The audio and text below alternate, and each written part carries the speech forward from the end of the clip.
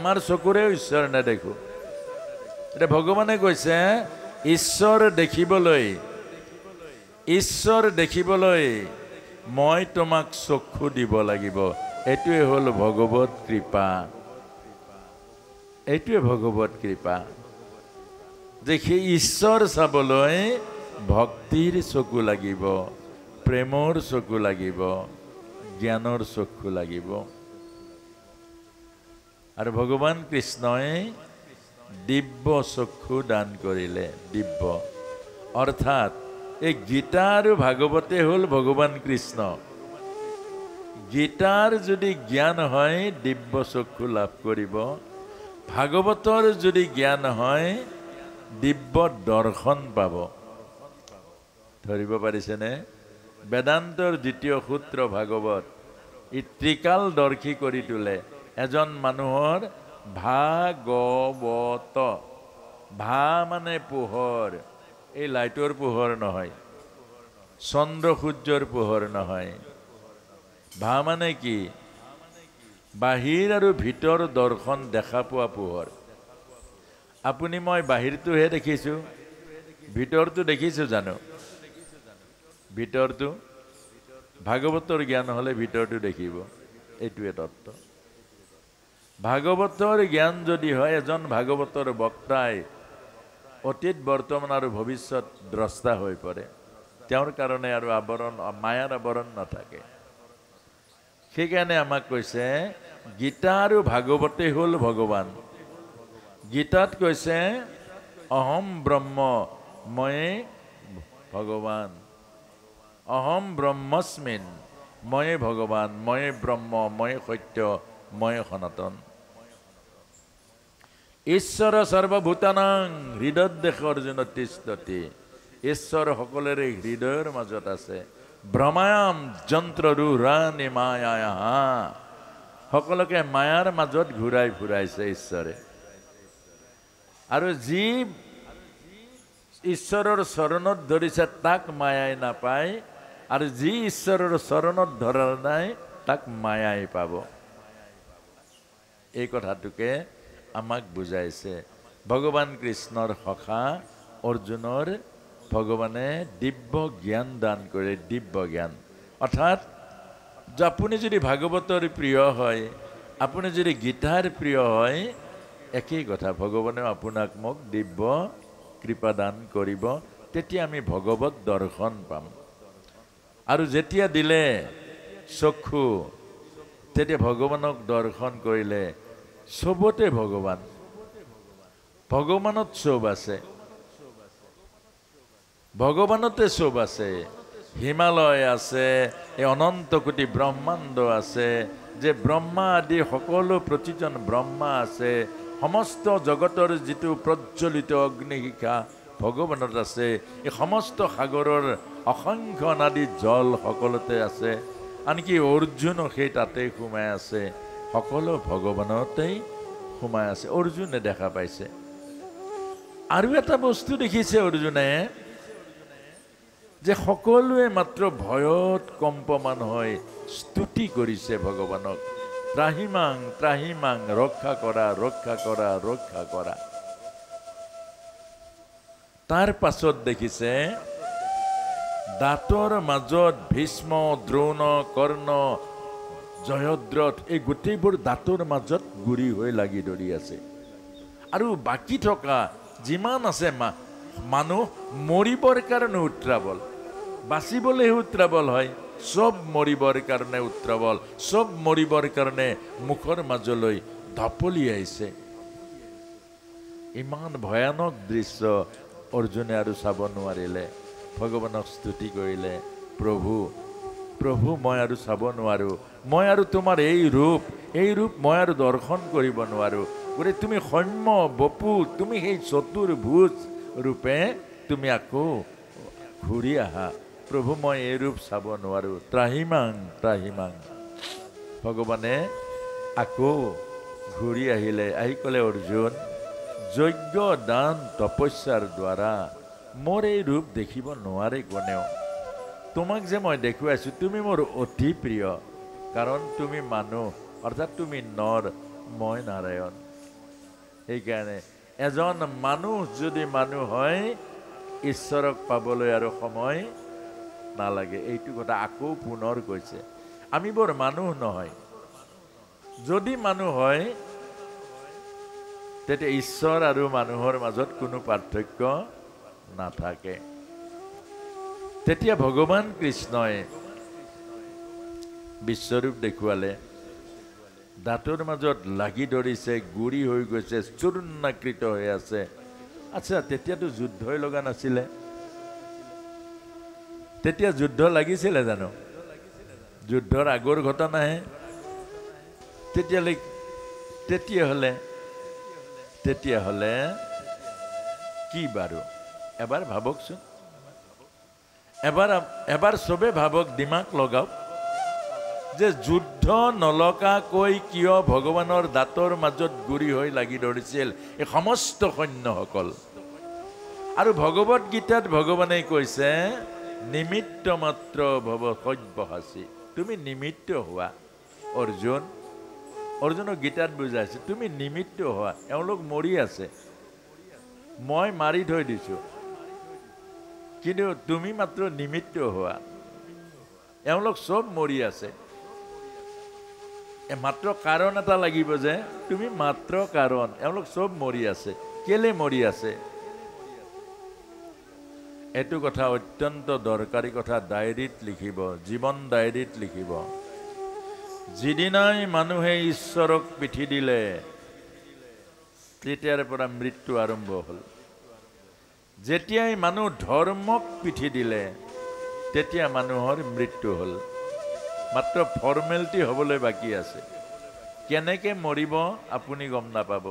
মটৰচাইকেলত মৰিব পাৰে, গাড়ীৰ খুন্দাত মৰিব পাৰে, কেঞ্চাৰত মৰিব পাৰে, ড্ৰাগছ খাই মৰিব পাৰে, ডায়েবেটিছত মৰিব পাৰে, গাঁঠি লাগি মৰিব পাৰে, বুকুত ভাত বজি মৰিব পাৰে।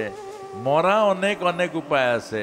হিৰণ্যকশিপুৱে সেইটোৱে প্ৰমাণ কৰিছিলে, ক'তো নমৰো, তাৰ মাজতো মৰিলে। অৰ্থাৎ মৰা কেনেকে মৰিব খাটাং, কিন্তু নমৰা কেনেকে নমৰিব? ভগৱানৰ চৰণত থাকক, নমৰে। এইটোৱে একেবাৰে সহজ। আৰু ভগৱান অৰ্থাৎ এই যে সৈন্য বাহিনী ঈশ্বৰক কেতিয়াবাই পিঠি দিলে, ঈশ্বৰক পিঠি দিলে। এইবোৰ যে মৰিছে ঈশ্বৰক কেতিয়াবাই পিঠি দিলে। ধৰ্মক তেওঁলোকে নস্বাত কৰিলে, অধৰ্মক সাৱটি ধৰিলে, অধৰ্মৰ পক্ষ ল'লে। আৰু অধৰ্মৰ ভাৰ পৃথিৱীয়ে সহিব নোৱাৰে। এজনী মাকে 20টা ল'ৰা ছোৱালীক জন্ম দিলেও মাকে কষ্ট নাপায়। এটা ল'ৰা যদি অধৰ্মী হয়, এটা ল'ৰা যদি পাপী হয়, এটা ল'ৰা যদি নাৰকী হয়, সেইজনী মাকে তাৰ ভাৰ সহিব নোৱাৰে। এই কথাটোকে পৃথিৱীয়ে কৈছিল ভগৱানক।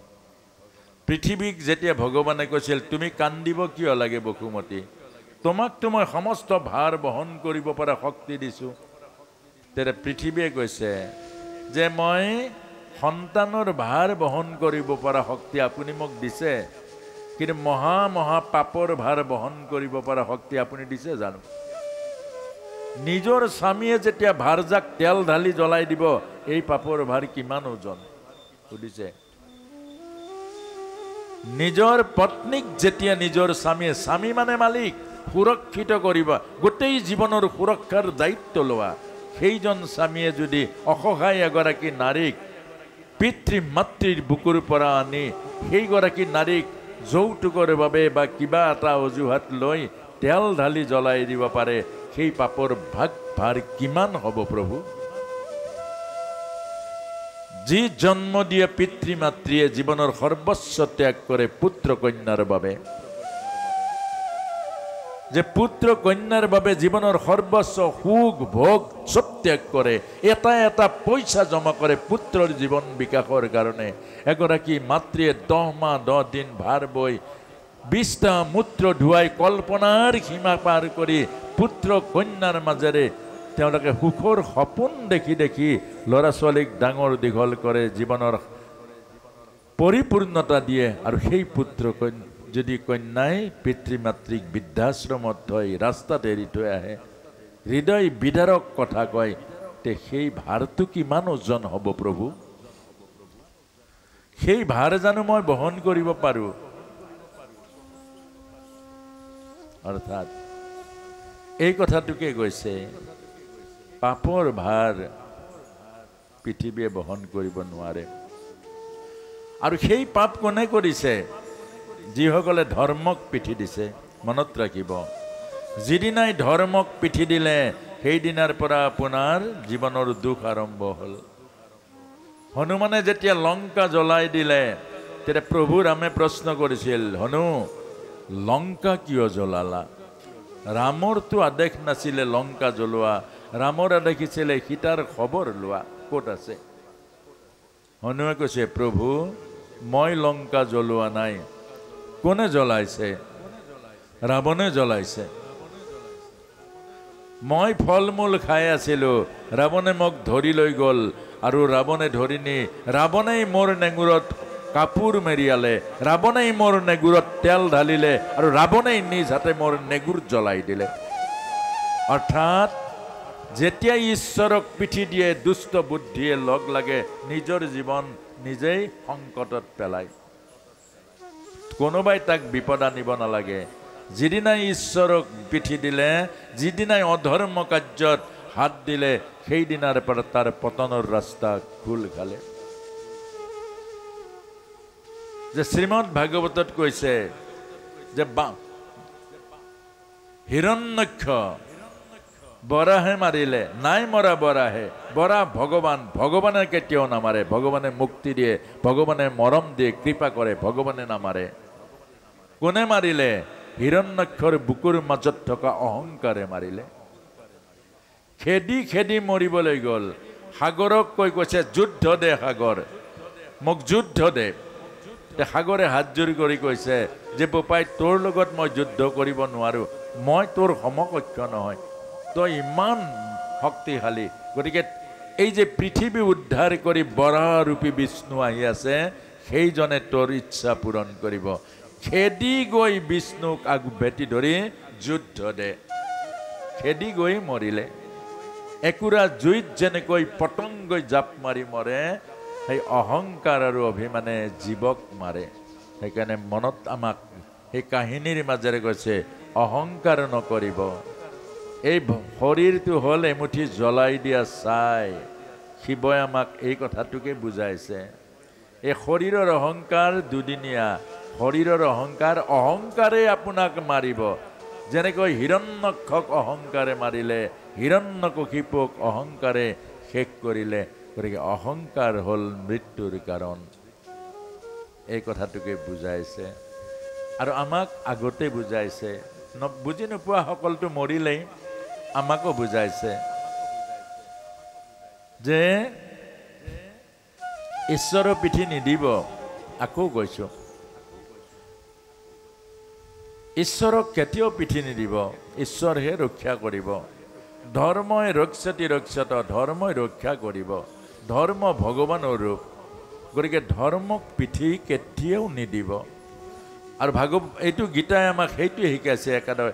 ধৰ্মক যদি পিঠি দিলে মৃত্যু আৰম্ভ হ'ল, আপোনাক বচাব নোৱাৰে। আৰু